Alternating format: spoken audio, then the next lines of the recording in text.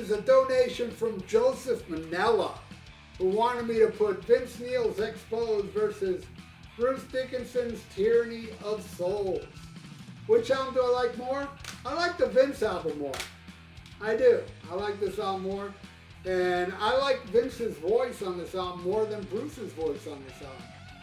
I know a lot of you Maiden twats are sensitive. I mean, you're almost as bad as Kiss twats, seriously. And I know you're like, the hell are you talking about, man? You gotta understand something. I don't give a fuck what you think. I really don't. You can complain all you want. Now, if you pay my rent, I'll pretend to care what you think. Vince Neil, I like more than Bruce Dickinson, his voice. But then there's stuff Bruce has done that I would put above Vince Neil. You know, I'm not saying everything this guy did was gold, but on this album, he sounds freaking amazing. Shout out to Devil as well. Great vocals. I know a lot of people don't think that. And then, you know, people think this guy's vocals are great. He strains a lot, in my opinion.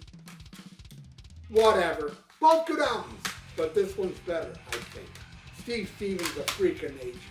All right, so here we go. We start with the song Look in Her Eyes. Killer tune, man. And that's going against Mars Within, which is a whatever intro. It loses. Vince gets that. Next, Sister of Pain. I like this song. Very hair bandish. I don't know. There's something about this album Exposed, man. I'm not into the whole hair metal thing. And this album's a very hair metal album.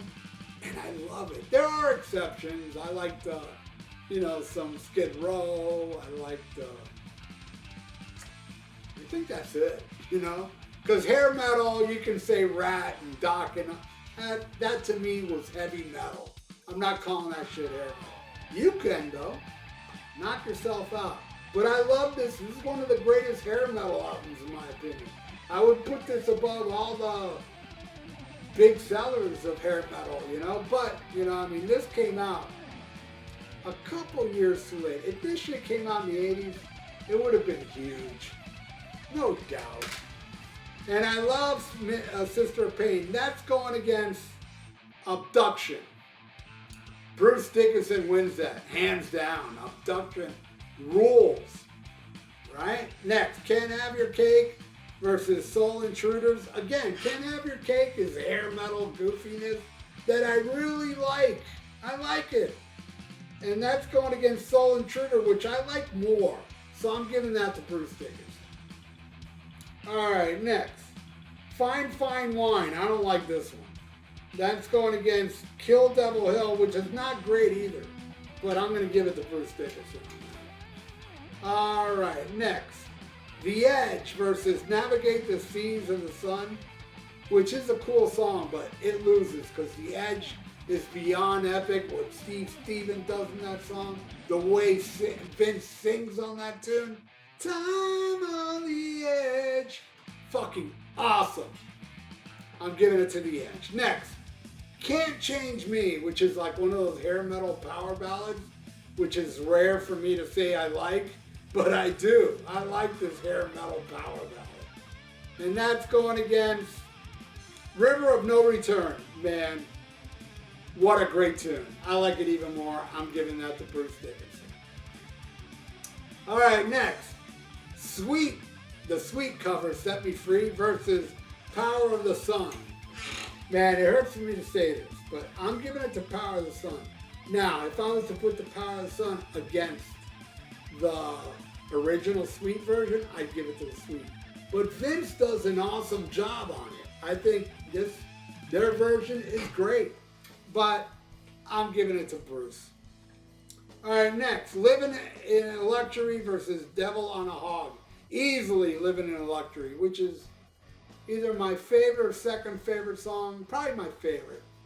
What, man, great singing again. Very polished, hairband sounding, but I love it. I love it. Living in Luxury wins. Next, You're Invited but Your Friend Can't Come. Not good. You know what's wild about that song? Vince Neil got kicked out of Motley Crue, and less than a month later, not only this song came out, but with a video, and it was for the movie Encino Man. It's like he got right away on it, man. And yeah, Exposed came out way before Motley Crue '94. Yeah, it's not that I hate You're Invited But Your Friend Can't Come. I think it's just average at best. And that's going against Believer, which is pretty average as well. But I'm going to give the slight edge to Bruce Dickinson, so I'm giving that one to Bruce.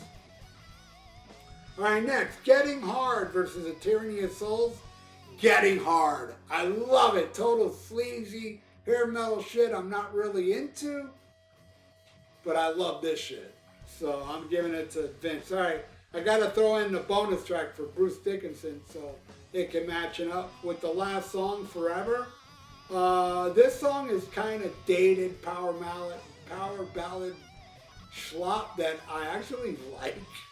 I do like it. I think Vince sounds amazing on it. And that's going against the bonus track, Eternal, which is boring.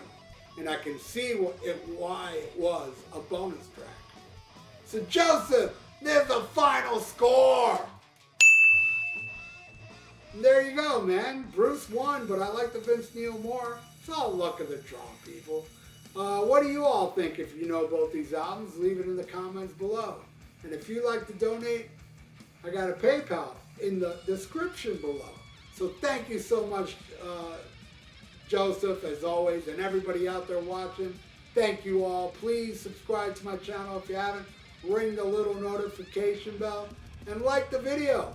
It's good for the YouTube algorithms. So stay frosty, listen to Black Sabbath, and smack 'em a God.